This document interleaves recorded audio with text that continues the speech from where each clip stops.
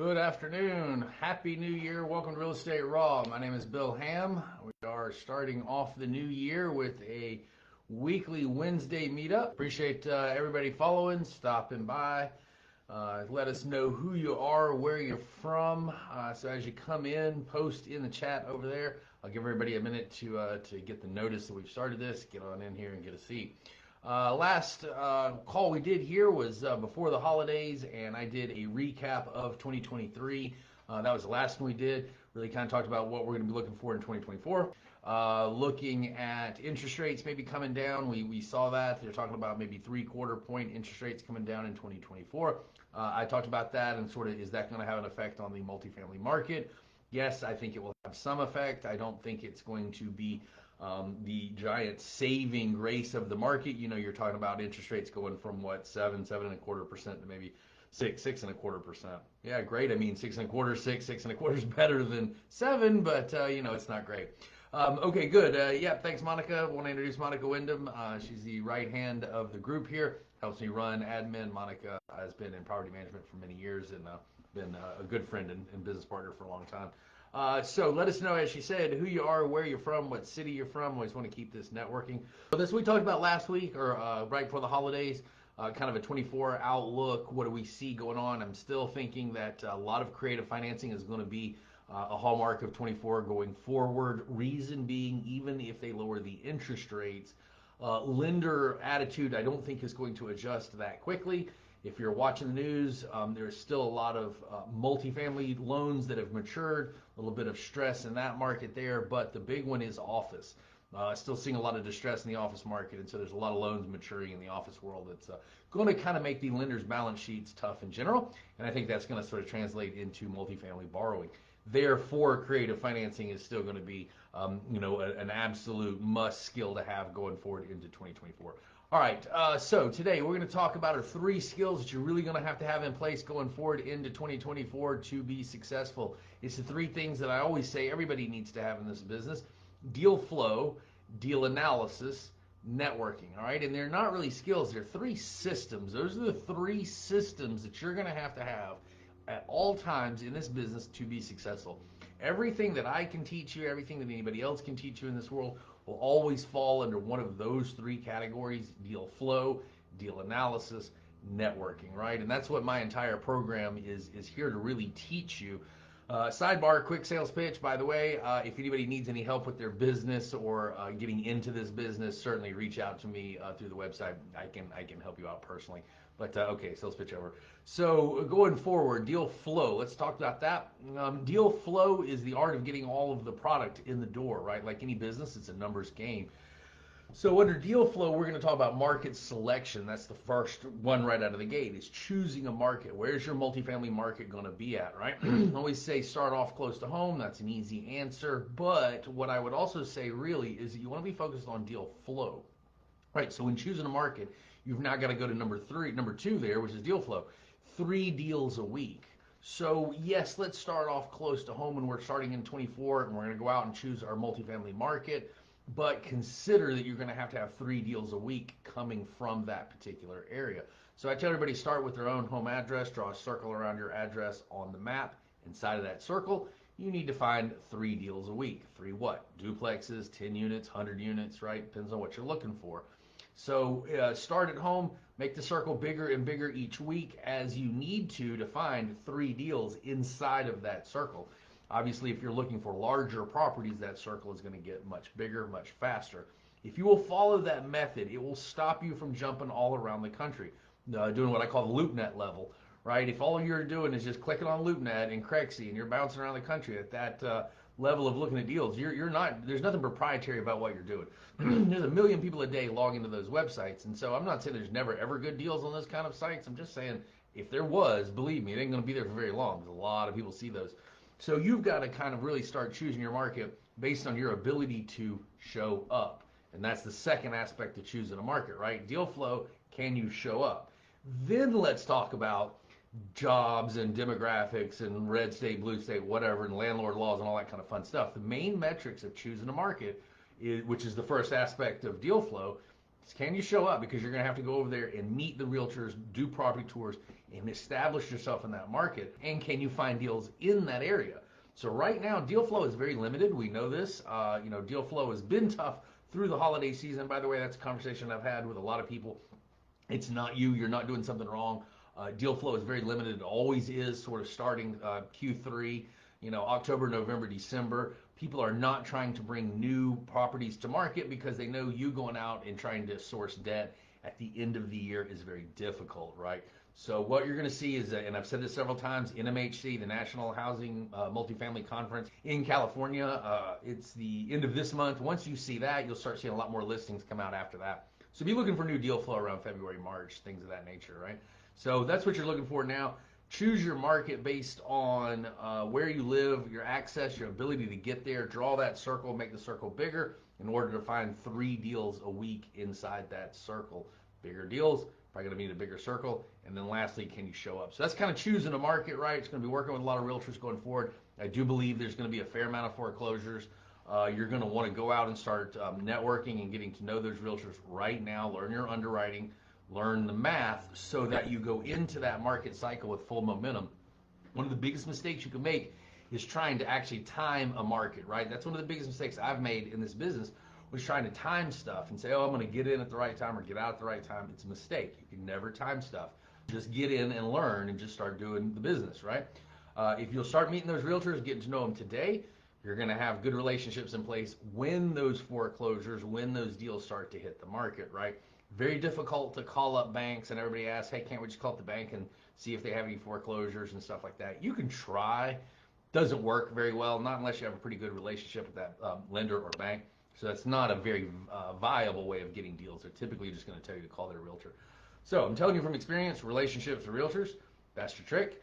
All right, and so that's what you want to be doing right now, getting ready to go into next year or the mid part of this year. So next, that's choosing your market, that's deal flow, getting them coming in. Direct to owner, also another great way. The sidebar, send out letters, start sending out stuff you want to reach out to owners with. Not little yellow postcards that say like we buy apartments, but maybe a proper letter, an actual business letter, something like that. I would recommend that. That's going to start working out a lot better, whereas over the last couple of years, direct mail to direct owners and reaching out to owners via phone call, things like that has not worked very well. You will see that technique starting to work much better over the next year as sellers become distressed. So certainly want to start trying to reach out to owners directly if you can help it. So going forward, we've got deal flow, we're talking to owners, we're working with realtors. All right, you got that coming in. Deal analysis, that's the next major skill set you're going to have. Going to need to be careful about deal analysis in 2024, right? The rent growth and things of that nature, I don't think are metrics we're going to want to be using to try and justify deals. That is exactly what got us in this situation, exactly what got the market where it is now. From the last 2 years was over speculation on things like rent growth, right? People started to ask me like, hey, how did you know when the market was going to shift? How did you know when things were going to change? And I said, well, when I started seeing the underwriting moving away from metrics, right? When people started buying more and more and more on speculative rent growth, on speculative numbers, that's when I could tell the market was about to shift. And certainly right after that, the Feds started to raise the rates, and then here we are. So that's where I'm kind of saying you want to, deal analysis. We got to be careful about that going forward. Really probably want to start pumping the brakes on trying to raise the rents. If you can raise the rents, that's fine. I'm not saying don't raise the rents. I'm just saying don't raise the rents and justify the purchase price with it. Don't use raising rents to overpay for real estate. We got to stop rewarding those sellers for their bad decision, for the overpricing that they got into. It's not our problem. Right? They raised the rates. That's market cycle. So we got to let some of those deals go. Don't chase deals in 2024. That's something you really want to kind of stay sharp on as you're underwriting. Don't get overly aggressive. Don't overbid and don't go around chasing deals. The market has shifted. It is going to be a buyer's market now. It's been a seller's market. We're shifting into a buyer's market, and we're going to have to kind of take the market back going forward. So that's what 2024 is going to be about. It's going to be about us bringing the prices back. Are sellers going to be able to hit those numbers? Sometimes yes, sometimes no. When sellers cannot hit the numbers that we're trying to get to, they're going to wind up in foreclosure. That's just how the world works. That's how the business works. And that's why I teach the 3 pillars of real estate so that you can avoid finding yourself in that situation. So that's why I'm saying we're looking forward. We're going to be seeing a lot of distressed loans, a lot of loan maturity. A lot of these loans were originated, less than 2 years ago, 2.5 years ago, sort of at the peak of the cycle, and the rates have doubled since then, and that's really bad on debt service ratio. So you're going to see a lot of loan maturity. That's where we're going to have to be careful in our underwriting, aggressive in the underwriting. Raising money, that's another side conversation here. Raising money is going to be a bit difficult in 2024. We're seeing that dry up. A lot of the REITs, a lot of the funding for a lot of these companies, are not doing so well right now. So don't over project your ability to raise money in 2024. Always be raising money in 2024, right? That's another thing people kind of say, that you want to find deals and then go out and network, stuff like that. Don't do that. That you got to be raising money at all times. So deal analysis, right? And then that's knowing what a good deal is. Don't use rent growth. Decompress the cap rates going forward. Watch your older buildings, stuff built in the 60s and 70s. If you've been following me at all, you know I'm pretty hard on those older buildings. 4 caps in a 1960 building is a foreclosure. I've said that, right? So watch out for that kind of stuff there. Don't overpay for those older buildings. You're going to have a lot of capex creep up on you. So 24 is going to be about a flight to quality in our analysis. It's going to be moving towards B assets, really B and plus and A locations. So the old adage, location, it's going to be huge. Try and not get old stuff. I think if you get a quality building, quality location with a pretty decent loan, you're going to sail right through 24, 25 and be fine and make a lot of money. If you have loans coming due, if you have loan maturities coming due, things of that nature, then 24 is going to be a little tough for you. By the way, sidebar, that's what next week's phone call or live is going to be about. We're going to talk about loan maturities next week. So I have had loan maturities in my day. Some went well, some went bad. I know that a lot of people right now have short-term debt that's coming due. So we're going to do a call next week talking about loan maturities and some of the things that people do and don't understand about how that works. And we'll discuss a lot of things that maybe you can do if you're in a loan maturity situation, or how to maybe help or even take advantage of others who are in loan maturity situations. So that's what next week's call is going to be about. We'll talk about debt and working some of that stuff out. So if you're in that kind of situation, you certainly want to dial in for that next week. But all right, so that's deal analysis. Third is networking. As I said, the 3 skills: deal flow, deal analysis, networking. Third is can you pay for the real estate, right? And that's what I mean by networking. Always be out networking, always be out raising money. Well, because networking and raising money is not really a thing. People always ask me this, tell me about networking, or how do I network, or how do I raise money? You don't do any of those things, right? That's not real. What you need to do is just go out and meet people. That's it. Just go meet people. Something I've been lazy at lately. I see Miriam here. Hi, Miriam. I need to come visit more at the Tamparia, by the way, everybody. If you're down here with us, you certainly want to go visit the Tamparia. I need to come over and do some more networking over there. Great group. So point being is, people think that raising money is some sort of, event like you're going in the room and you've got a clipboard and you're getting people to sign up. It's not Girl Scout cookies, right? That is not networking. Networking just means showing up, meeting people, and getting on their personal know, like, and trust list. That's it, right? Now you go out and then you find deals, all right? And once you find a deal, then you're just reaching back out to the network saying, okay, who's interested, right? That's it. If you walk into a room, if you go out networking and you're in there with an agenda, you're going to smell like an agenda, right? If you're in there trying to raise money, you're going to smell like you're in there trying to raise money, and that comes off weird. So you don't ever do that. You just go out, you network, you be yourself, you get to know people, you put them on the friends list, and then you go out and find a great deal, and now you have this big database of friends that you can call up and say, hey, who's interested? That's raising money. That's networking. There's nothing else to it than that, right? And I'll go ahead and tell you now, if you're out trying to get commitment for money, you're wasting your time, because everybody is going to say yes, right? It's that false yes, like Chris Voss talks about. It's that counterfeit yes, right? Hey, do you want to invest? Yes. Do you want more information? Of course. Are you interested? Yes. Everybody says that, right? But you're not raising money until you look that person in the eye and say, okay, here's the PPM. Wire the funds now. Go. That's when you raise money, right? And not a moment before that. So all of the time before that very second there, you're networking, right? You're not actually raising money. So raising money is not a real thing. And that's why I say just go out there and meet people. People talk about know, like, and trust. I think that's more or less a pretty stupid concept. It's people do business with people they know, like, and trust. Know, like, and trust. We hear this a lot. Right. But of the three, and I always kind of ask this question, of the three, know, like, and trust, which is the most important? If you want to post in the chat, know, like, or trust, which is the most important? I'll go ahead and give you the answer. It's no, right? Like and trust is garbage. You can't control the like and the trust. If you make people like you and trust you, you're a con artist, right? You can't make people like you and trust you. But the no, that part you can control, right? That's networking. That's what we're doing right now, and that's getting out there and being seen, building your brand.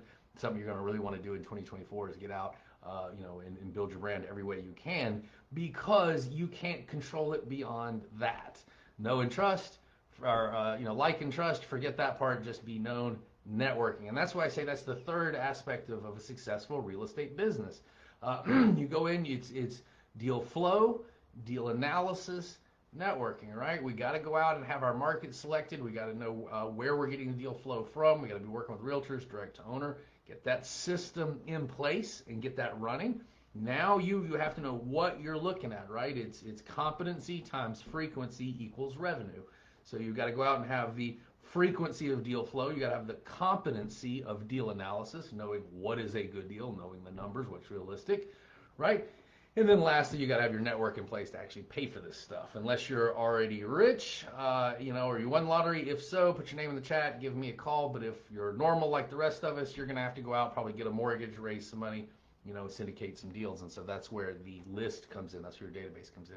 So those are skill sets we really got to focus on going forward in 2024. Know, like, and trust, stuff as a side. Just get the know part, get the deal flow part, get the analysis part, and you're going to be all good. So that's what I have for you this week. Next week, again, we're going to talk about loan maturities. We're going to talk about what's going on in the market. If anybody out there or knows anyone out there that is having some loan maturity, you might want to invite them to the call. Certainly going to show you some different ways to kind of negotiate with the bank. I have several clients right now that I'm working with that are, having some loan issues, and so I'm working it out. I'm in the trenches right now with several clients working out the steal with the lenders. So, got some hot tips for you, some things that we're seeing going on in the market. So next week, that's what we're going to be talking about. I'm going to hang up here, and then I'm going to jump back down and go through all these comments over here. Too many of them for me to read right now. I want to say hi to everybody. Thanks for stopping by.